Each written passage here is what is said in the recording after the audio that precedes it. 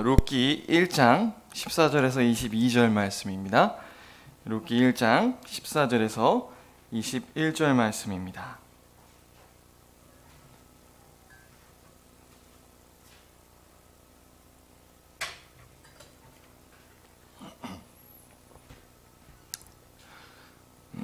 교독하겠습니다.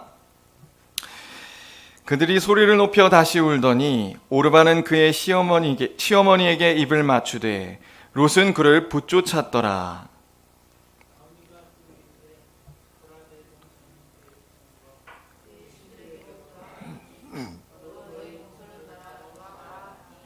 룻이 이르되 내게 어머니를 떠나며 어머니를 따르지 말고 돌아가라 강권하지 마옵소서. 어머니께서 가시는 곳에 나도 가고 어머니께서 머무시는 곳에서 나도 머물겠나이다. 어머니의 백성이 나의 백성이 되고 어머니의 하나님이 나의 하나님이 되시리니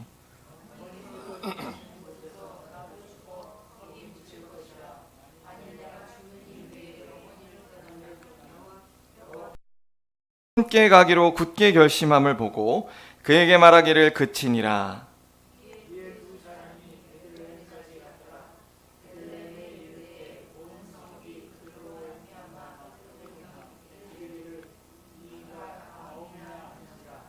나오미가 그들에게 이르되 나를 나오미라 부르지 말고 나를 마라라 부르라. 이는 전능자가 나를 심히 괴롭게 하셨음이라.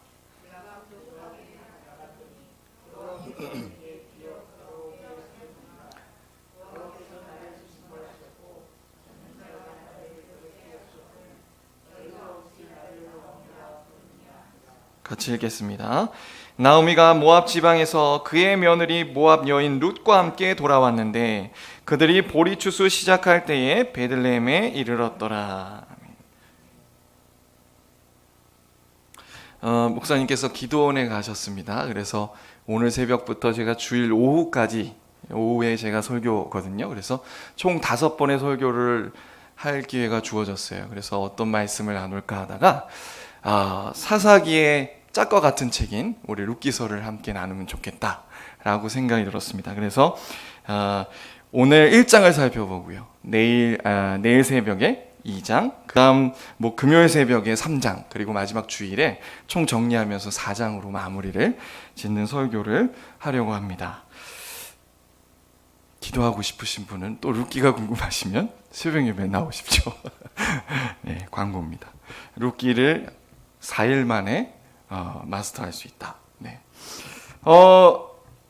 우리 룻기는요, 우리에게 너무나도 귀한 책입니다. 왜냐하면 사사기와 짝이 되는 말씀이기도 한데요. 우리가 지난번까지 사사기를 살펴봤죠. 그것을 어떻게 알 수 있냐? 우리 사사기 1장 1절이에요. 사사들이 치리하던 때에, 지금 룻기의 배경은 언제냐면요, 사사들이 치리하던 때, 그러니까 사사시대라는 뜻이, 사사시대였다는 말이에요. 특별히 사사시대 중 언젠가 초기라고 할 수 있습니다. 10분 양보해서 초중기는 될 수도 있어요. 그걸 어떻게 알 수 있냐면 이 등장인물 가운데 보아스가 나옵니다. 뒤에 보게 되면요. 근데 그 보아스의 어머니가 누구신가? 바로 라합이에요. 기생 라합. 여호수아에 등장하는 우리 마태복음 1장 1절 말씀 한번 볼까요? 마태복음 1장 5절입니다. 1장 5절. 마태복음 1장 5절에 이렇게 써 있어요. 살몬은 라합에게서 보아스를 낳고 보아스는 룻에게서 오벳을 낳고. 자, 이 마태복음에 등장하는 족보를 보니까 분명 살몬에는 라합에게서 누굴 낳았다고요? 보아스를 낳았다는 거예요. 그래서 우리가 이것을 통해서 알 수 있는 건 뭐냐면 이 룻기의 배경이 사사시대의 초반부구나. 그러니까 이제 이스라엘 백성들이 막 타락하기 그런 즈음에 이 룻기의 내용들이 있었다는 거예요. 이것을 통해서 우리는 참 감사하지 않을 수 없습니다. 왜죠? 왕이 없으므로 각기 자기 소견에 오른 대로 제멋대로 살아갔던 그 영적 암흑기 시대가 바로 사사시대잖아요. 그런데 그 사사시대 가운데에서도 하나님께서 은혜로 남은 자들을 분명히 남겨주셨음을 오늘 우리는 살펴볼 수 있는 거예요. 그래서 이 사사기와 연관지어서 이 룻기를 살펴볼 때 우리는 그 차이점들을 잘 알아야 됩니다. 그럼 왜 하나님께서 이 두 가지를 같이 엮어 놓으셨는가? 이렇게 생각할 수 있어요. 분명 우리는 모든 성경에서 주인공은 사람이기보다 하나님이십니다. 하나님께서 우리 죄에 빠진 우리들을 구원하시기 위해 구원의 역사를 이렇게 시작했고 그렇게 이끌어 가셨고 결국 마무리 지을 것이다 라는 것이 성경의 내용이에요. 그러니까 우리는 성경 속에서 주인공 하나님을 밝히고 하나님이 어떻게 우리에게 은혜를 베푸셨는가를 분명히 살펴봐야 됩니다. 그런데 차이점이 있다면, 사사기와의 특별한 차이점이 있다면, 사사 때에는요, 이 룻기 말고 사사에 나오는 전반적인 그림은 뭐냐면, 하나님의 언약 백성들이 하나님을 왕으로 삼지 않고 자기를 왕으로 세워 서로 제멋대로 하나님의 뜻에 불순종하면서 하나님 대적하며 살았다. 그게 전반적인 모습이죠. 그 가운데서 하나님이 구원의 역사를 이루어 가십니다. 섭리를 펼쳐 가시는 거예요. 그런데 반면 이 룻기는 어떤 모습이 등장하죠? 정말 그 사사 시대지만 하나님을 사랑하는 마음으로 하나님의 은혜를 갈망하며 자원하는 마음으로 하나님의 뜻에 순종하는 사람들 가운데 하나님이 그 구원의 역사를 이끌어 가셔요. 이 차이점이 있습니다. 그러니까 우리는 룻기를 통해서 무엇을 살펴봐야 되냐면, 물론 하나님의 은혜로 그렇게 이들이 신실하게 살아가게 된 것이지만 이 룻기를 통해요, 우리는 우리가 신앙생활할 때 어떻게 신앙생활하는가를 분명히 배울 수 있어요. 룻기의 강조점은 거기에 있는 겁니다. 그래서 우리가 이 룻기 말씀을 살펴볼 때 정말 신앙인으로서 하나님의 은혜를 받은 자라면 어떻게 살아가야 되는가라는 관점을 가지고 이 말씀을 살펴봐야 돼요. 그래서 오늘 1장에서는 특히 어떤 모습을 살펴보냐, 고난 가운데 처한 성도가 하나님 앞에 어떻게 살아가야 되는가를 우리가 1장을 통해 한번 살펴보는 시간 갖도록 하겠어요. 1장 1절에 보니까 사사들이 치리하던 때에 그 땅에 흉년이 드니라 라고 하고 있습니다. 이것을 통해 우리가 무엇을 알 수 있냐면요, 이스라엘 언약 백성인 이스라엘 백성들의 삶에 뭐가 임했습니까? 고난이 임했다. 그러니까 우리는 이것을 통해 알 수 있는 건 뭐냐면요, 하나님을 믿는 사람들의 삶 속에서도 고난이 찾아오는구나. 우리가 초신자일 때 그런 생각들 많이 해보셨죠? 고난이 닥쳤을 때 나 예수 믿는데 왜 나한테 이런 일이. 그런데 사실 성경은 뭐라고 얘기하고 있냐면, 오늘 말씀도 보듯이 이스라엘 백성들에게도 고난이 왔어요.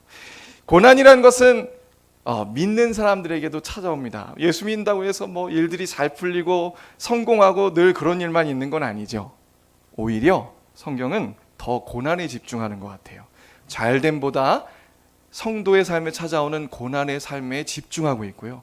그 고난을 어떻게 받아들이고 어떻게 견뎌내며 어떻게 해석하는지를 풀어나가는 책이 저는 성경이라고 생각합니다. 그럴 때 우리의 기독교가요, 이방 종교, 다른 종교와는 확연히 구별된 놀라운 이 종교가 되는 거예요. 참 살아계신 참 하나님이 이 세상을 붙들고 계시고 섭리하고 계시다는 것을 믿기 때문에 그 고난도 우리 믿는 자에게 있어서는 굉장히 의미 있게 다가옵니다. 이방 종교는 그렇지 않아요. 우리만의 특권인 거죠. 그래서 분명히 이 시작은 어떻게 시작하고 있습니까? 이스라엘 백성들에게 고난이 닥쳤다. 그런데 이제 중요한 건 뭐냐면 고난을 어떻게 대처하는지가 중요하겠죠. 그런데 어떻게 대처하냐? 1장 1절의 중간에 보니까 유다 베들레헴에 한 사람이 있어요. 그 사람은 바로 엘리멜렉입니다. 2절에 보니. 근데 그 엘리멜렉이 나의 하나님은 나의 왕이시다라는 이름이 엘리멜렉이에요. 하나님을 왕으로 모시고 있는 그 엘리멜렉이 흉년이 맞아 가족 회의를 소집했어요. 그리고선 얘기를 하죠. 이거 너무 흉년이 심하니까 우리 여기 있다간 굶어 죽을 수도 있겠다. 어떻게 할까? 서로 의논하다가 어떻게 결정합니까? 베들레헴 유대 땅을 떠나서 모압 지방에 가자, 이주하기로 결정해요. 그리고 나서 이주하면서 오랜 시간을 살게 됩니다. 그런데 어떤 일이 일어나죠? 3절에 보니까 나오미의 남편 엘리멜렉이 죽어요. 남편이 죽습니다. 그리고 또 어떤 일이 일어납니까? 5절에 보니까 말론과 기럧 두 사람이 다 죽어요. 두 아들도 죽어버립니다. 흉년이 오자 베들레헴을 떠나서 모압 땅에 거주했더니 어떤 일을 맞았어요? 죽고 다 죽었더라. 굉장히 어려운 고난이 찾아왔죠. 우리는 이 말씀들을 보고 어떤 사람들은 이렇게 대번에 생각합니다. 봐봐, 이렇게 모압으로 이주한 게 잘못이지. 하나님의 언약 백성이라면 하나님이 명해 주신 그 베들레헴의 지경에 고난이 와도 꿋꿋이 살아야지. 그런데 그것을 벗어나서 모압 땅으로 가니까 하나님이 징계하신 거야. 이렇게 막 말하는 사람들이 있어요. 그런데 이렇게 말하는 사람들은 물론 이 성경이 조금의 그런 뉘앙스를 가지고 있긴 합니다. 그런데 그게 다는 아니에요. 이렇게 했다고 해서 바로 우리가 함부로 판단하고 정죄하고 비난해서는 안 돼요. 제가 예전에 20살 초반에 이단에서 나와서 안성주인에서 나와서 신앙생활 하는데 리더를 하게 됐어요. 그래서 제가 맡은 아이가 있는데 그 아이는 이제 리더가 아니구나. 제가 그 교사를 하게 됐군요. 교사할 때 그 아이가 고등부 학생이었단 말이에요. 근데 그 아이를 보니까 제가 주일에도 많이 빠지고 그리고 제가 볼 때는 신앙생활 하는 모습이 영 형편없었어요. 그래서 마음속으로 그렇게 생각하고 있었어요. 그런데 어느 날 애가 교통사고를 당한 거예요. 그래서 발이 부러졌어요. 입원을 하게 됐습니다. 그래서 제가 옳거니 하나님이 징계하셨구나. 그런 마음을 품고 제가 가가지고 그 병실에 누워 있는데 제가 뭐라고 했냐면 이런저런 얘기하다가 중간에 또 왜 교통사고 당했는지 잘 한번 생각해봐. 네가 그렇게 신앙생활하고 주유도 빼먹으니까 하나님이 널 그렇게 징계하셨다고 생각하진 않니? 와, 제가 그런 신앙생활하는 사람이었어요. 그의 신앙생활을 보고 함부로 판단하고 정죄하고 마음속에 그렇게 생각해 놓고는 그가 다치자 대번에 가가지고 그렇게 얘기하는, 얼마나 이게 참 악한 사람입니까? 그리고 신앙을 잘못 배웠죠. 아직 제 신앙은 미성숙한 사람이었고요. 그렇게 사람을 보고 또 성경을 볼 때 그런 식으로만 보게 되면요, 우리는 어떻게 생각하면 되냐면 아직 내가 얼마나 하나님 앞에 죄인인지 잘 모르는구나, 그렇게 생각하면 되는 거예요. 성경은 이렇게 판단하고 정죄하고 이 사람들이 왜 그렇게 하나님 앞에 징계를 받았는가, 거기까지 말하고 있지 않아요. 그 너머의 깊은 이면까지 바라보게 만드시는 거예요. 분명 룻기는 그렇게 얘기하고 있습니다. 오늘 이 지점에서만 머무르면 안 돼요. 그걸 어떻게 할 수 있냐면 룻기서에서 말하는 이 고난의 순간은요, 딱 1장까지예요. 그리고 핵심적으로 얘기하면 5장까지예요. 그 사사기의 그 어두운 그림자, 정말 힘든 일들, 사건 사고가 난무하는 그 일들을 그리고 있는 것은 딱 5절까지만이에요. 그리고 그 이후부터는 점점 어떤 일들이 발생하냐? 회복이 있어요. 회복. 하나님이 이 고난을 통해, 그러니까 우리가 집중해야 될 것은 뭐냐면, 잘 보세요. 지금 엘리멜렉이 어떻게 죽었고 또 두 아들이 어떻게 죽었는지를 설명하고 있지 않아요. 그 남편이 자연사였을 수도 있죠. 그리고 두 아들은, 첫째 아들은 뭐 맹수에 물려 죽을 수도 있고, 또 한 명은 질병에 걸려서 두 번째 아들은 죽었을 수 있다고요. 근데 거기에 집중하고 있는 게 아니라 성경은 우리에게 무엇을 집중시키냐면 그 죽음으로 말미암아, 그 죽음이라는 고난, 우리가 감당하기 어려운 그 고난으로 말미암아 그 남은 사람들이 하나님 앞에 어떻게 변화해 가는가를 집중하고 있다고요. 그러니까 룻기에서 말하고 있는 바는 무엇입니까? 우리가 이해할 수 없는 그 고난, 우리가 감당할 수 없는 그 어려운 고난이 닥쳤을 때 우리가 어떻게 그 고난을 극복할 수 있게 되는가를 설명하고 있다고요, 분명히. 그래서 지금 그 얘기를 하고 있는 겁니다. 우리는 성경을 볼 때에도 비난의 화살을 그들에게만 돌리면 안 되고 나에게 돌려야 될 뿐만 아니라 그 이면에 더 깊은 복음으로, 복음에 집중해서 복음의 의미를 밝히는데 우리는 집중해야 하는 거예요. 지금 룻기는 그 지점으로 우리를 안내하고 있습니다.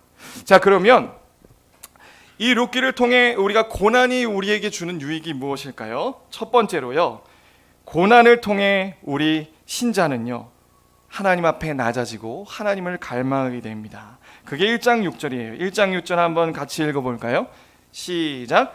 그 여인이 모압 지방에서 여호와께서 자기 백성을 돌보시사 그들에게 양식을 주셨다 함을 듣고 이에 두 며느리와 함께 일어나 모압 지방에 돌아오려 하여. 지금 고난에 있는 그 나오미에게 복음의 소식이 들렸어요. 그냥 들린 것이 아니라 아마 이것도 해석을 들었을 거예요. 베들레헴 땅에 풍년이 임했습니다. 그 땅에 원래 하나님의 백성들이 살고 있었죠. 그 사람들이 드디어 하나님이 흉년의 끝에 우리를 돌보셔서 이렇게 풍성하게 하셨구나, 그 소식을 들었을 거예요. 근데 그게 나오미에게 복음이 되었습니다. 그런데 이 복음이 되기까지는요, 그냥 오지 않아요. 우리도 신앙생활 하다 보면 평상시에 우리가 설교라든가 성경 공부를 통해서 들려지는 것과 우리가 고난으로 마음이 낮아지고 정말 낮아질 대로 낮아졌을 때 들리는 것은 질적으로 차원이 다른 걸 아시죠? 경험해서 아시죠? 그냥 막 허공에 외치는 소리같이 들렸다가 어느 순간 고난이 임하면 이 말 한마디, 설교에서 목사님의 설교 가운데 선포되는 거, 성경 공부 하나하나가 어찌나 그렇게 마음에 박히던지, 지금 나오미의 상태는 그런 상태입니다. 나오미가 어떻게 이 복음이 됐는가? 그가 이 고난 속에서 점점 자신을 살펴보고 하나님이 왜 나에게 이런 고난을 주셨는가를 숙고하기 시작했어요. 남이 훈수두지 않아도요, 고난이 임하면 진짜 구원받는 사람이라면 어떻게 하겠습니까? 당연히 자신을 돌아봐요. 당연히 하나님이 왜 이런 고난을 나에게 허락해 주셨는가? 그러니까 우리는 함부로 가서 그 사람한테 훈수두거나 막 위로해 준답시고 함부로 말해서는 안 되는 거예요. 그냥 같이 울어주고 그런 모습이 필요한 거죠. 그런데 이 나오미가요, 그 고난을 통해서 어떤 마음이 됐냐면, 아마 처음에는 엘리멜렉 남편이 죽었을 때는요, 그냥 남편이 이제 뭐 갈 때가 됐나 보다, 그냥 슬펐을지 몰라요. 그런데 10년 이내에 누가 죽었어요? 그래서 그 슬픈 마음을 위로하고자 어떻게 했습니까? 두 아들을, 며느리를 구해서 결혼시켰어요. 마음의 위로를 얻고자 했겠죠. 그런데 또다시 어떤 일이 일어납니까? 두 아들도 어떤 이유에선지 죽어버렸다고요. 와, 다 잃은 거죠. 다 잃은 거예요. 그래서 이 나오미가 이런 고난 앞에 자신을 어떻게 느꼈냐면 13절에 등장합니다. 우리 13장 중반에 이렇게 얘기하고 있어요. 여호와의 손이 나를 치셨다. 하나님이 죄로 말미암아 나를 치셨구나 라고 생각한 거예요. 어쩌면 이렇게 생각했을 것 같아요. 언약 백성으로서 베들레헴을 떠난 것이 하나님 앞에 죄가 됐구나 깨달았을 수 있죠. 그때는 어떤 마음으로 떠났죠? 고난이 임하자 하나님의 언약, 그 땅에 살아야 된다는 그 언약은 버려버리고 경제적인 이익을 생각해서 경제적인 조건을 따져서 단번에 이주했죠. 모압 땅으로 말고 딴 쪽으로 가지. 이스라엘에도 어마어마한 땅이 많은데 다 흉년이 왔을까? 그건 우린 모르겠지만요. 하필 이방의 모압 땅으로 갔다고요. 아마 그것이 하나님 앞에 잘못된 선택이었구나 깨달았을지 몰라요, 본인이. 그리고 또 이렇게 생각했겠죠. 우리가 경제적인 이득을 위해 이 모압 땅으로 왔더니 하나님이 아예 경제적인 그 노동력의 핵심인 우리 남편과 아들, 남자들이 당시에는 그 농사짓느라고 그 노동력이 경제력이었잖아요. 생계를 책임지는 거였잖아요. 아예 걷어가시고 말았구나 라고 생각했지 몰라요. 그래서 지금 그 마음이 어떻게 된 겁니까? 내가 우리 가정이 하나님 앞에 범죄했구나, 그래서 하나님이 우리를 치셨구나 라고 그렇게 마음으로부터 생각하게 됐습니다. 그 고난 속에 이 나오미의 마음은 낮아질 대로 낮아졌어요. 그래서 베들레헴에서 들려온 소식이 예사롭지 않게 들렸던 겁니다. 정말 복음이 됐어요. 그 마음을 품고 이제 어떻게 변했습니까? 다시 6절에 보니까 여호와께서 자기 백성을 돌보시사 그들에게 양식을 주셨다 함을 듣고 이에 두 며느리와 함께 모압 지방에서 돌아오려 하여. 다시 돌아가야 되겠다. 이 마음은 어떤 마음일까요? 이 마음은요, 하나님을 향한 갈망이 생겨난 거예요. 지금 이제 이 소식을 들었음에도 불구하고요, 아직 나오미의 마음은 위로를 받지 못했어요. 그래서 두 가지 마음이 공존하기 시작합니다. 어떤 마음이냐면 우리 뒤로 넘겨볼까요? 20절, 21절이에요. 이제 베들레헴에 도착했어요. 베들레헴에 도착했더니 사람들이 막 나오미가 왔다 라고 하는 거예요. 그러더니 20절에 뭐라고 합니까? 우리 20절, 21절 같이 읽어볼까요? 시작. 나오미가 그들에게 이르되 나를 나오미라 부르지 말고 나를 마라라 부르라. 이는 적는 자가 나를 심히 괴롭게 하셨음이라. 내가 풍족하게 나갔더니 여호와께서 내게 비어 돌아오게 하셨느니라. 여호와께서 나를 징벌하셨고 전능자가 나를 괴롭게 하셨거늘 너희가 어찌 나를 나오미라 부르느냐 하니라. 베들레헴까지 오는 거리가 약 열흘 거리라고 해요. 열흘 거리. 노인이 걸었을 때 그러니까 얼마나 마음이 지치고 고단했겠어요. 그러니까 막 터져 나오는 거예요. 사람들은 야 나오미가 돌아왔다 막 반기는데 나오미의 이름이 기쁨이거든요. 아이고 우리 기쁨이 왔네, 기쁨이 왔네. 그런데 나를 나오미라 부르지 말아라. 내 이름은 나는 마라야 마라. 슬픔이요 괴로움이라고 나를 불러라. 왜 그래요? 하나님이 나를 치셨고 하나님이 나를 괴롭게 하셨다. 그래서 남편도 죽고 아들도 죽고 빈털터리가 돼서 내가 지금 돌아왔어. 그러니까 나를 기쁨이라 부르지 말아라. 지금 마음에 어때요? 하나님을 향한 소원함이 있어요. 아픔이 있단 말이에요. 하나님이 왜 나에게 이런 일을 당하게 하셨는가? 그래도 그렇지. 내가 이렇게 죄인인 건 알겠는데 그래도 하나님이 나를 버리셨는가? 라고 생각했지 몰라요. 그런데 한편으론 그 마음만 있는 게 아니에요. 이 마음만 있다면 베들레헴에 돌아오지 않았을 겁니다. 베들레헴이 하나님이 돌보셨다라는 그 소식을 듣고 열흘이나 걸려 그 노인이 베들레헴에 왔다는 건 뭐냐면요. 그럼에도 불구하고 나를 위로하실 분은 하나님이시로구나. 나를 안식하시고 나에게 평강을 주시고 나를 위로하실 분은 하나님이시구나라는 그 마음을 뜻해요. 그러니까 지금 사람들이 와가지고 위로도 할 수 있어요. 이런 말을 했을 때 나오미야 그랬니? 위로할 수 있어요. 그러나 위로가 되지 않습니다. 이 세상의 그 무엇도 같이 따라온 며느리도 이 세상의 그 무엇도 위로를 줄 수 없어요. 그런데 오직 누구? 하나님만 위로할 수 있는, 하나님을 갈망하게 되는 그런 마음이 된 거예요. 이 신자가 고난에 처했을 때는 이 두 가지의 양면성이 동시에 나타납니다. 이게 신자의 마음에 고난에 처한 마음에 나타나는 현상들이에요. 그래서 하나님은 고난을 통해 신자로 하여금 마음이 낮아지게 하시고 그로 말미암아 그 중심이 하나님을 향하여 하나님의 위로를 찾게 만들어 가시는 거예요. 자, 그리고 두 번째입니다. 고난은 우리에게 어떤 유익을 주는가? 고난은요, 우리를 들여다보게 하는 거울과 같은 역할을 합니다. 이건 두 며느리들을 통해 살펴볼 수 있어요. 우리 한번 볼까요? 자, 몇 절이냐면요. 우리 14절 보세요.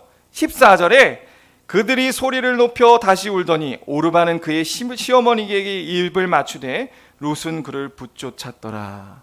지금 두 며느리가 처음에는 같이 떠났어요. 베들레헴을 향해 떠나는데 가는 길 도중에 갈라집니다. 다시 오르바는 돌아갔고요. 룻은 그런데 그 어머니를 붙쫓아 갔더라라고 표현하고 있어요. 우리는 여기서 굉장히 귀중한 교훈을 발견할 수 있습니다. 생각해 보세요. 룻과 오르바는 모압의 이방 여인들로서요. 도저히 하나님의 은혜를 받을 수 없는 사람들이었죠. 그런데 그 흉년이라는 고난에 의해서 어찌 됐던 간 지금 이 엘리멜렉의 가족이 그 모압 땅에 정착하게 됐어요. 그리고 모압 땅에 많은 지방들이 있었겠죠? 많은 지역들이 있었겠죠? 여러 지역 중에서 어디로 간 거예요? 이 오르바와 룻이 살고 있는 그 지역의 어딘가에 거주한 거예요. 하나님의 은혜를 받았다는 거예요. 그로 말미암아 만나서 이 가정의 결혼 시집을 와 그 시어머니로부터 또 아버지로부터 또 두 남편으로부터 하나님을 배웠고 또 같이 제사도 드리고 신앙생활을 하게 됐어요. 하나님을 배웠단 말이에요. 그리고 그 두 사람이 고백하는 거 보니까 실제로 뭔가 하나님에 대한 마음이 정말 생겨났던 모양이에요. 지금 어머니가 우리 지금 9절에 돌아가라 라고 하니까 10절에 뭐라고 하냐면 나오미에게 이르되 아닙니다. 우리는 어머니와 함께 어머니의 백성들에게도 돌아가겠습니다 라고 고백하고 있다고요. 하나님 믿는 어머니의 백성들에게도 돌아가겠습니다 라고 고백한 걸로 모아 그래도 뭔가 하나님의 존재를 인식하고 배워서 하나님이 계신가 보다라고 생각했던 것 같아요. 그런데 결과는 달랐죠. 어떻게 변했죠? 나오미가 설득했어요. 생각을 해보니까 자기를 따라가면 이 두 여인에겐 소망이 없는 거예요. 이방 여인이었을 뿐만 아니라 이렇게 설명하죠. 앞에 보니까 뭐라고 설명하냐면 너희들 나를 따라간다고 해서 내가 누구와 결혼해서 당장에 아이를 낳아도 그 아이가 크기까지 어떻게 기다릴래? 차라리 이곳에 남아서 결혼해서 꾸리고 가정을 꾸려라. 그래야 너희들에게 더 현실적으로 소망이 있는 것 같다. 객관적으로 볼 때 합당한 말이죠. 베들레헴에 돌아가서 무슨 낙을 보겠어요. 그죠? 그리고 우리가 여기서 한 가지 아까 얘기했었어야 되는데 두 남편 사이에 아이도 없었어요. 아이도 그때까지 이것도 고난이었죠. 아이도 없었단 말이에요. 그러니까 남아가지고 결혼해라. 하나님이 나오미 나 시어머니를 치셨으니 나를 따라가 봤자 너희들을 아무 덕을 보지 못할 거야. 그렇게 설득했어요. 그러자 두 며느리가 이 얘기를 듣고 다른 태도를 보이게 되는 거예요. 오르반은 어떻게 했어요? 다시 고향 땅으로 돌아갔습니다. 그런데 여기서 놀랍게 룻기 저자의 표현이 놀라워요. 뭐라고 얘기하냐면 오르바가 돌아간 것을 이렇게 얘기합니다. 나오미의 입을 빌어 15절이에요. 같이 읽어볼까요? 시작. 나오미가 또 이르되 보라 내 동서는 그의 백성과 그의 신들에게로 돌아가니 너도 너의 동서를 따라 돌아가라. 오르바가 그 얘기를 듣고 현실적으로 그게 맞겠다. 현실적 조건을 따져서 돌아간 것을 뭐라고 평가하고 있어요? 그녀가 그의 백성과 그의 신들에게로 돌아갔다. 이 고난과 어려움 앞에서 지금 우리는 무엇을 알 수 있냐면 자신의 신앙, 오르바의 신앙이 하나님 앞에 드러나고 있어요. 이건 룻기의 저자의 평가입니다. 오르바는 아직 그 신앙의 우선순위가 하나님이 아닌 거예요. 그 위에 뭐가 있습니까? 이 현실적인 조건과 경제적 이익과 자신의 미래가 안위가 더 중요했어요. 그래서 돌아간 거예요. 그런데 그 돌아간 걸 뭐라고 표현해요? 그 신들에게로 돌아갔다. 우리에게로 적용하면 어떻게 적용할 수 있겠습니까? 우리가 이 세상에 살다 보면 현실적인 조건들이 굉장히 선택해야 될 기로에 놓여요. 무언가 선택해야 될 기로에 놓였을 때 우리의 마음의 우선순위가 어디에 있어야 될까요? 하나님께 있어야 되는 거예요. 그래야 그 경제적인 것들에 의해 끌려가지 않고 이 고난 앞에서도 하나님을 선택하면 나아갈 수 있는 거죠.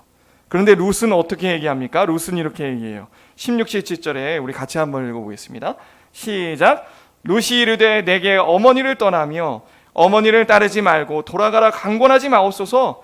어머니께서 가시는 곳에 나도 가고 어머니께서 머무시는 곳에 나도 머물겠나이다. 어머니의 백성이 나의 백성이 되고 어머니의 하나님이 나의 하나님이 되시리니. 너무 멋진 고백입니다. 룻은 이 고난 앞에서 그 현실적인 조건들이 자신의 마음을 흔들지 않았어요. 모르겠어요. 약간 흔들렸을 수도 있겠지만 그의 마음을 지배하고 있는 것은 무엇이었습니까? 하나님이요 하나님의 언약이었죠. 그 베들레헴으로 간다는 것을 어떻게 받아들이고 있습니까? 룻은 하나님께로 가는 것으로 분명히 인식하고 있습니다. 당연하죠. 모압 땅으로 돌아가면 같이 하나님을 찬양할 수도 없고 예배드릴 수도 없고 교제할 수도 없는 거예요. 그런데 내가 거기로 돌아가면 내 신앙생활을 유지할 수 있겠는가? 이런 판단이 선 거죠. 어머니, 내가 어머니를 통해서 살아계신 참 하나님을 알았습니다. 내가 그 이전까지 믿었던 모압은 우상에 불과함을 내가 알았는데 하나님이 정말 나의 인생을 주관하셨고 때가 이르러 나를 구원해 주셨다는 것을 내가 이제 은혜로 고백하는데 어찌 내가 어머니를 두고 돌아갈 수 있겠습니까?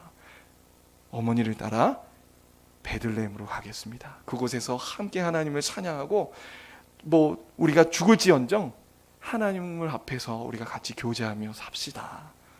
너무 멋진 고백이 아닐 수 없어요. 정말 여러분, 고난이 닥쳤을 때 고난이 우리에게 어떤 유익을 줍니까? 다시금 내 자신의 신앙을 돌아볼 수 있는 대로 인도하고 있어요. 그래서 하나 더 짚고 갈 게 있습니다. 나오미의 태도예요. 저는 여기서 나오미의 태도를 한 가지 지적하지 않을 수 없어요. 우리가 그러지 말아야 되겠거니 라고 생각해야 됩니다. 이건 비단 오르바나 룻만의 문제가 아니었습니다. 나오미의 문제이기도 해요. 비록 오르바가 아직 구원을 못 받았을 수도 있고 믿음이 턱없이 낮을 수도 있죠. 그건 몰라요, 우리가. 그런데 그 돌아가는 오르바를 신앙의 우선순위를 두고 판단했다면 그를 어떻게 지도해야 되겠습니까? 처음에 따라가려고 했잖아요. 데려가야죠. 고난에도 불구하고 모압 땅으로 가게 되면 하나님을 같이 섬길 사람들이 없는데, 그렇다면 오르바를 다시 설득하고 격려하고 해서 같이 갔었어야 된다고요. 그러면 오르바가 룻과 같이 하나님의 언약을 이어가는 백성이 됐을 수도 있어요.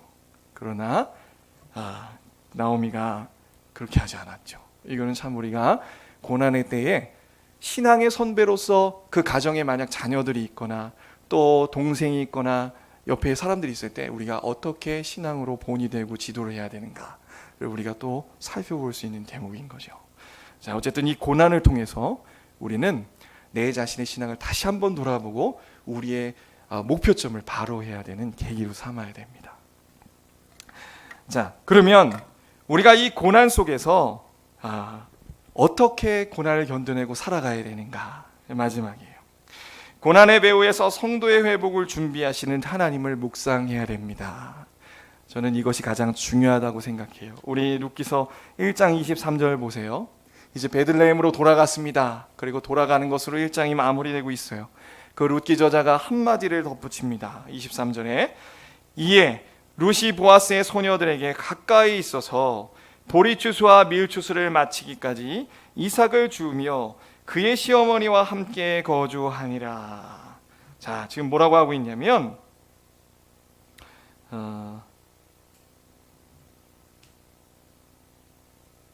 그들이 도착했을 때가 어느 시점입니까? 바로 보리와 밀추수하는 시작이었어요. 시작의 때에 그들이 베들레헴에 당도했습니다.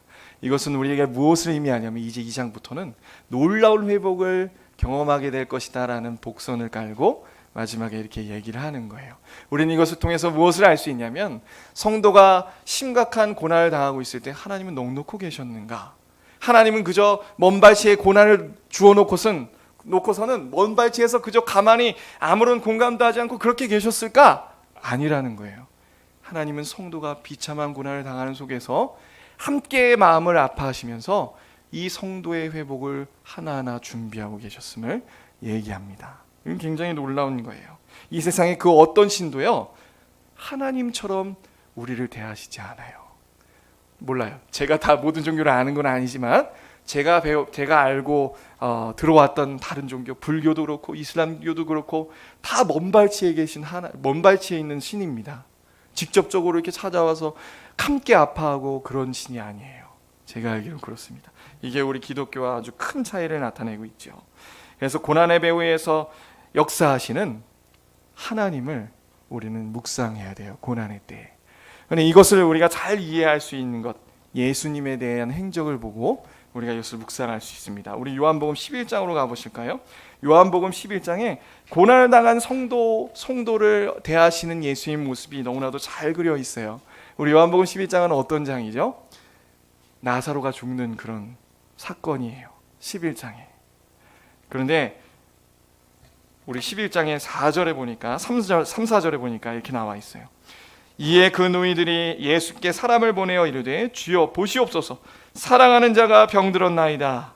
예수께서 들으시고 이르시되 이 병은 죽을 병이 아니라 하나님의 영광을 위함이요 하나님의 아들이 이로 말미암아 영광을 받게 하려 함이라 하시더라. 지금 나사로가 죽을 위기에 놓였어요. 그래서 급한 마음으로 누군가가 와서 예수님께 이 소식을 전합니다. 예수님, 나사로가 당신의 사랑하는 나사로가 죽기 직전입니다. 그러니까 빨리 와서 고쳐주세요. 살려주세요. 죽지 않도록 해주세요. 라고 간절하게 얘기했어요. 예수님이 첫 마디가 뭡니까? 그러냐? 당장에 가자. 그렇게 말씀하시지 않고 이 병은, 잘 들어, 이 병은 죽을 병이 아니라 하나님의 영광을 위함이고 하나님의 아들이 이로 말미암아 영광을 받게 하기 위한 병이야. 그러니까 이 병은 하나님의 계획이 있어. 하나님이 나사로를 아프게 하신 것은 분명한 계획이 있고 하나님의 목적이 있어. 이 질병으로 말미암아 하나님이 영광을 드러내실 거야 라고 얘기해요. 우리는 이것을 통해서 알 수 있는 것은 무엇이냐면 성도에게 주어지는 모든 고난의 공통적인 의미 하나를 발견해요. 지금은 이해할 수 없을지라도 그 뒤에 내용을 살펴보면 그걸 알 텐데요. 시간차가 있는 거예요. 시간차. 지금은 우리가 이해할 수 없을지라도 결국 우리가 당하는 고난, 교통사고랄지 질병이랄지 내 사랑하는 사람이 죽던지 우리가 이해할 수 없는 그 고난의 분명한 목적은 무엇인가? 결국 하나님의 영광이 드러나기 위함이에요. 성도에게 찾아오는 모든 고난은 그렇습니다. 그것이 내 죄로 말미암아 그런 일이 일어났든 아니든 결국 하나님의 영광이 드러나게 돼 있어요. 이 목적을 성경에서는 분명히 알려주고 계십니다. 이 계획을 가지고 지금 나사로를 대하기 시작했어요. 그 소식을 들은 예수님 말이죠. 그런데 이상하죠? 어떻게 대하십니까? 바로 즉시 가서 살려줘야 되잖아요. 그런데 우리 한번 보죠. 어디 있더라? 6절입니다. 보세요. 나사로가 병들었다함을 들으시고 그 계시던 곳에 이틀을 더 유하셨다. 이상하죠? 분명히 바로 가서 고쳐주길 원했을 거예요. 많은 거기 찾아온 사람들은. 그리고 제자들도 나사로가 죽게 되었구나, 빨리 예수님 가서 고쳐주십시다 했을 거예요. 그런데 예수님은 오히려 이틀을 더 유하십니다. 그러면서 뭐라고 하세요? 15절에 내가 거기 있지 아니한 것을 너희를 위하여 기뻐하노니 이는 너희로 믿게 하려 함이라. 그러나 그에게로 가자. 그러니까 예수님이 이틀 더 유한 목적이 뭡니까? 나사로와 앞으로 만날 마르다와 마리아도 위함이고 제자들을 위함이었다는 것을 분명히 말씀하고 계세요. 이건 우리의 인생과 마찬가지입니다. 아주 짧은 시간에 일어났을 뿐이에요, 지금 이 사건은. 그런데 우리의 인생의 전반을 놓고 볼 때는 동일하다는 생각을 하셔야 됩니다.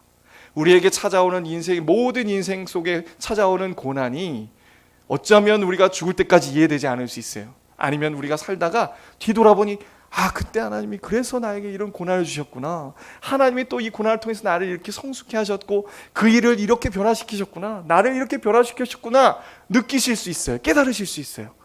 그렇다고 해서 그 의미를 다 알게 되는 것은 아닙니다. 우리는 우리의 목숨이 다하고 죽어서 하나님을 뵙게 될 때 이 모든 고난의 의미들이 놀랍게 풀어질 거예요.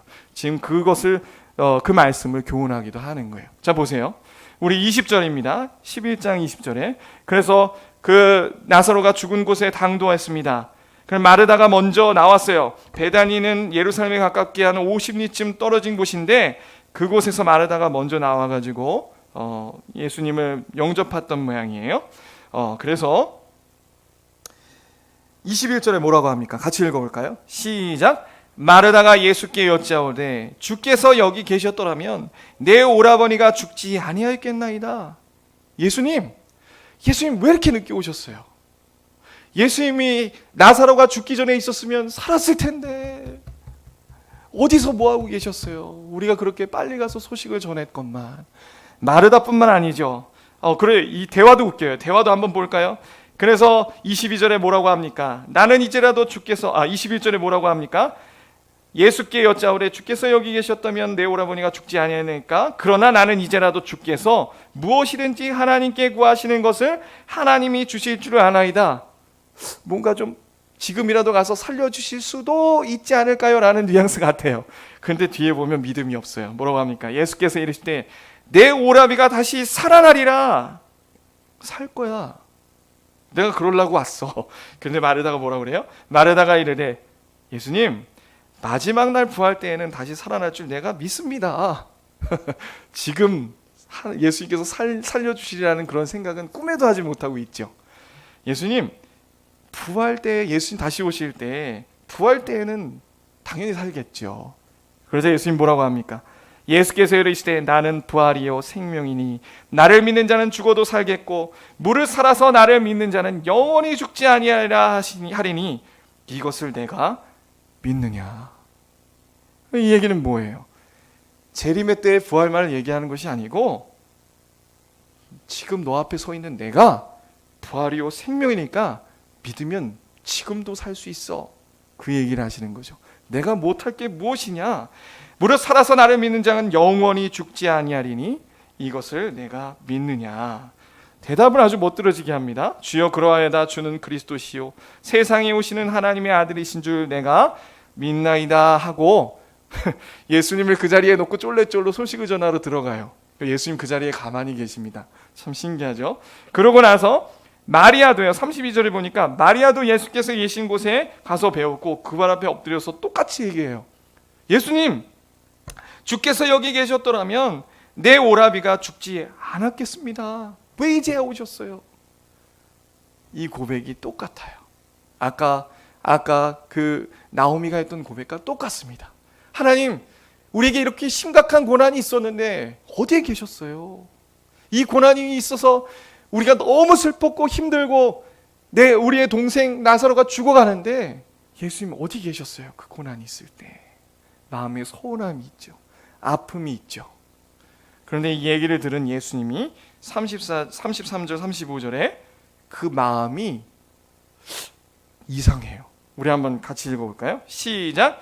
예수께서 그가 우는 것과 또 함께 온 유대인들이 우는 것을 보시고 심령의 비통히 여기시고 불쌍히 여기사 이르시되 그를 어디에 두었느냐 이르되 주여 와서 보옵소서 하니 예수께서 눈물을 흘리시더라. 지금 보니까요, 그 얘기를 듣고 또 그들이 우는 것과 함께 그가 우셨어요. 그리고 온 유대인들이 우는 것을 보시고 마음에 어떻게 여겼어요? 비통해하고 불쌍히 여기고 함께 눈물을 흘렸다라고 나와 있어요. 이 눈물의 의미는 뭘까요? 그냥 사랑하는 나사로가 죽었기 때문에 슬퍼서 같이 우시는 걸까요? 아니에요. 심령의 비통해 여기시다는 말은 뭘까요? 이것은요, 죄로 말미암아 죽음에 얽매여 하나님을 믿지 못하는 그 인간의 죄로 말미암은 비참함 때문에 지금 예수님이 마음에 비통하게 여기시는 거예요. 이 원어로 보면 하나님이 화가 났다. 비통해, 화가 나는 마음이 있어요. 뿐만 아니라 어떤 마음이 있습니까? 긍휼히 여기는 마음이 있어요. 지금 예수님의 마음은 어떤 두 가지 마음이 역시나 공존하고 있습니다. 아까 그 나오미가 두 가지 마음이 공존했던 것처럼 이거와는 다르게 예수님도 이 인간이 당하는 이 고난을 겪는 그 비참함을 보면서 두 가지 마음이 있으신 거예요. 하나는 너무나도 비통합니다. 화가 나요. 왜 그렇죠? 이 세상 자체가 그런 세상이 되어버렸다는 거예요. 이 세상 자체가 아담과 하와가 범죄함으로 말미암아 이 세상에 죄가 들어오고 그로 말미암아 죽음이 이 세상을 감싸 휘감았습니다. 이 세상에 왜 이렇게 고난이 많고 어려움이 많습니까? 그리고 이 고난으로 인하여서 왜 그렇게 하나님을 우리가 원망하고 하나님께 나아가지 못합니까? 죄와 사망이 하나님과 우리를 갈라놓은 이 영적인 이 세계, 이 세상 자체가 그렇더라. 그래서 그렇게 어려운 일들이 많고 고난이 있고 자연재해가 있고 그 속에서 사는 사람들이 하나님을 잘 믿지 못하고 그 고난 가운데에서 이렇게 비참하게 살아있는 모습이 화가 나시는 거예요, 마음에. 그리고 뿐만 아니라 한편 목자가 없이 그렇게 방황하고 유리하는 그들을 보면서 이 고난 가운데 있는 이 비참함을 겪는 그 사람들을 보면서 마음에 긍휼히 여기시는 거죠. 그래서 같이 눈물을 흘리고 계시는 겁니다. 여러분, 이것 자체가 은혜예요. 예수께서 이렇게 우리를 보시고 지금도 이렇게 고난당하는 성도를 바라보시면서 눈물을 흘리신다는 것 자체가 우리에게 굉장히 은혜입니다. 성육신이 그런 의미죠. 성육신의 의미가 무엇이죠? 내가 이 죄악된 세상 가운데, 이 쓰레기 같은 이 세상 가운데 너희들을 그냥 두시지 않고 내가 찾아와서 함께 그 고통 겪겠다. 내가 함께 슬퍼하겠다. 그리고 그 자리에서 내가 너희들을 건져내겠다. 성육신 자체가 그런 의미예요. 얼마나 감사합니까? 얼마나 감사해요. 그래서 우리는 이 나사로의 죽음을 보면서 우리는 무엇을 얘기할 수 있냐면, 마치 우리 애가 고난을 겪는 것이 나사로가 죽음에 이른 이것과 똑같구나. 이 속에서 그 마르다와 마리아는 빨리 와서 예수님이 고쳐주시고 낫게 하시길 원했어요. 다른 말로 얘기하면 질병 가운데 죽어가고 있는 어떤 성도가 있을 때 우리가 간절히 하나님 앞에 기도하잖아요. 하나님 살려주세요. 하나님 살려주세요. 하나님 어디 계십니까? 하나님, 이 고난에 처한 성도가 안 보이십니까? 가족일수록 더 그렇게 기도할 수 있다고요. 그런데 그럴 때에 우리는 왜 하나님이 그런 질병을 우리에게 주셨는가? 내가 잘못했을까? 뭐 때문이지? 나를 치셨는가? 여기에서만 머물면 안 돼요. 그 배후에 계신 하나님을 바라봐야 됩니다. 하나님이 이 고난 가운데 처한 성도를 정말 가슴 아파하시고 함께 눈물을 흘리시고 그리고 그 고난이 담긴 의미가 있구나. 이 지점에 우리가 깊게 하나님 앞에 묵상해야 돼요. 우리가 고난이 닥쳤을 때 원망하고 불평할 수 있습니다. 그런데 그 지점에서 우리의 신앙이 고난임에도 불구하고 하나님을 향하기 위해서는 어떻게 해야 됩니까? 역시나 그리스도의 십자가와 부활을 묵상해야 돼요. 그리스도의 십자가의 고난의 죽으심은 가장 우리가 당하는 고난의 가장 정확한 해답이 됩니다. 왜 무엇하러 그 놀라우신 거대하신 하나님께서, 우리를 초월하신 하나님께서 성육신하셔서 그런 말도 안 되는, 소위 말하는 객관적으로 봤을 때는 그 죽음 개죽음이잖아요. 우리가 그 의미를 모를 때 어떻게 그분이 오셔가지고 그런 말도 안 되는 죽음을 당해야 됩니까? 이 십자가의 죽음을 우리가 한번 생각해 보세요. 예수님이 이렇게 십자가에 달려 돌아가시고 죽음을 맞이하실 때 그 자리에 두 부류의 사람들이 있었습니다. 어떤 사람들이죠? 여기서 지금 보니까 뒤에 사람들이 야, 예수님은 병든 사람들을 고쳤어도 죽은 사람 살리지 못하나 보다, 그렇게 막 색안경 끼고 바라봤던 하나님의 능력을 찬양하기보다 그렇게 바라봤던 사람들처럼 십자가 아래서도요, 네가 하나님이냐? 하나님의 아들이거든 내려와 봐라. 어떻게 거기 달려서 죽는데 우리를 네가 구원한다고 지금까지. 와, 얼마나 그 비난이 우리를 안타깝게 합니까? 세상에 많은 사람들이 그렇게 얘기를 하죠. 우리를 보고도 그렇게 얘기할 수 있어요. 야, 믿는 사람들이 왜 그 모양이냐? 난 이렇게 잘 먹고 잘 살고, 난 이렇게 부자인데 너는 왜 맨날 그렇게 찌그리쳐 사냐? 돈도 없어, 자식들도 뭐 그냥이야. 응? 왜 이렇게 고난이 많냐? 그렇게 얘기할 수 있어요. 그러나 또 어떤 사람들이 있었죠? 제자들이 있었죠. 예수 그리스도의 십자가의 죽음 앞에 그 고난의 의미가 그 십자가의 죽음을 바라볼 때 너무 그 고난이 당황스럽고 놀랍고 마음에 혼란이 오고 힘들어서 이게 도대체 어떻게 된 일인가? 우리는 앞으로 어떻게 살아야 되는가? 하나님은 정말 계신가? 저분은 정말 하나님이 맞았나? 라고까지 생각하지 않았겠습니까? 예수 그리스도의 십자가의 고난 앞에 그렇게 많은 사람들이 당시에 그 고난의 죽음을 두고 마음속에 어려움을 겪었다고요. 그러나 가장 큰 어려움을 겪은 분이 누구십니까? 바로 예수 그리스도셨어요. 엘리 엘리 라마 사박다니, 나의 하나님 어찌하여 나를 버리십니까? 이 세상에 예수님만큼 큰 고난을 당하신 분이 누가 계세요? 하나님으로부터 버림받은 그 예수 그리스도, 실제 그 순간 하나님으로부터 버림받은 고통을 경험했잖아요. 이 세상에 우리가 경험하는 모든 고난은요, 이 예수 그리스도가 경험한 고난을 얘기하기도 합니다. 정말 가장 극심한 고난을 받은 이는 누군가? 지옥 가야 될 우리를 대신해 고난을 당하신 예수 그리스도세요. 하나님 앞에 버림받은 이 예수의 고난 때문에 우리의 고난은 의미가 생겨납니다. 그리고 고난 너머에 무엇이 있죠? 회복이 있죠. 하나님의 놀라운 부활의 계획, 놀라운 부활의 영광이 있습니다. 그 부활 속에 제자들은 당황하고 힘들고 고난 속에 낙담했던 제자들은요, 완전히 180도 바뀐 사람들이 됐어요. 우리의 신앙의 방향은 바로 이 지점까지 나아가라 얘기하고 있습니다. 우리가 비록 이 세상 속에서 고난이 닥쳐왔을 때 정말 그 제자들처럼 실제 눈앞에 본 예수 그리스도의 부활을 경험한 것처럼 우리가 180도 변하지 않을 수 있어요.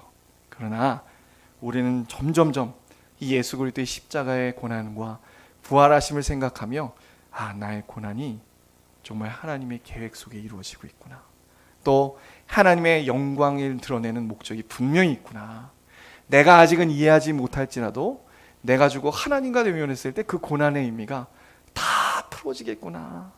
그때 얼마나 내 마음이 기쁠고. 이렇게 우리는 생각하며 하나님께서 주시는 고난을 인내로 견뎌야 되는 거예요. 이게 오늘 루키가 또 요한복음이 나사로의 사건이 우리에게 알려주는 하나의 교훈입니다. 사랑하는 성도 여러분, 신자에게도 고난이 찾아옵니다.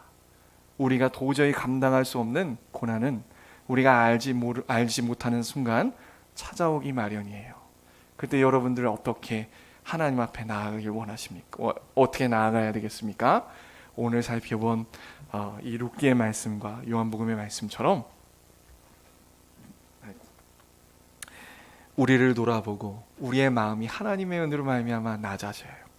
그리고 우리의 중심이 이 고난 속에 위로를 주실 분은 하나님밖에 없구나 갈망하는 마음으로 자라나게 됩니다. 그리고 우리의 신앙의 수준을 아주 거울 들여다보듯 나의 상태를 살펴보게 되죠. 이게 고난 가운데 주어지는 하나님의 은혜예요. 유익이에요. 그리고 또 어떻게 됩니까? 그리스도의 십자가의 그 죽으심과 부활하심이 내 안에 역사하여 그 고난을 견뎌내게 하는 거예요. 그 로마서 5장에 보면 그 인대함으로 견뎌내는데 힘든 것만 막 죽을 것 같기도 하지만 또 뭐가 있다고 그러죠? 희락과 평강이 있더라. 이 복음의 능력이죠. 정말 이 고난 가운데에 우리가 이 룻기에 나오는 그 신앙의 길을 걸어가야 될 줄 믿습니다. 자, 기도하시겠습니다. 사랑이 많으신 아버지 하나님 감사합니다. 아버지 하나님 정말 고난은 성도의 삶에 파고 들어와서 하나님의 선하신 뜻을 이룬 후에 퇴장합니다. 성도가 고난에 처해 있을 때 하나님은 함께 아파하시고 함께 슬퍼하시며 고난 가운데 있던 그 성도의 보이지 않는 배후에서 회복을 준비하고 계신 하나님이심을 배웠습니다. 하나님, 그래서 우리는 우리에게 고난이 올지라도 원망과 불평만 우리의 마음을 채우는 것이 아니라 우리의 마음은 낮아짐이 있고 회개함이 있고 또 그 중심이 하나님을 향하여서 그 위로를 얻고자 하는 갈망이 솟아나게 되는 줄 믿습니다. 하나님, 그리고 그 핵심에 그리스도의 십자가의 죽으심과 부활하심을 묵상하고 말미암아 성도의 마음의 자리에 인내를 낳고 기쁨을 낳고 심지어 평강까지 이룰 수 있는 복음의 신비가 있다고 말씀하십니다. 하나님 함께 하셔서 은혜 베푸셔서 우리가 언제 찾아올지 모르는 그 고난 앞에 고난이 닥쳐왔을 때 정말 이렇게 살아가는 저희가 다 될 수 있도록 하나님 은혜 베풀어 주시옵소서. 감사하며 예수 그리스도의 이름으로 기도 올리옵나이다. 아멘.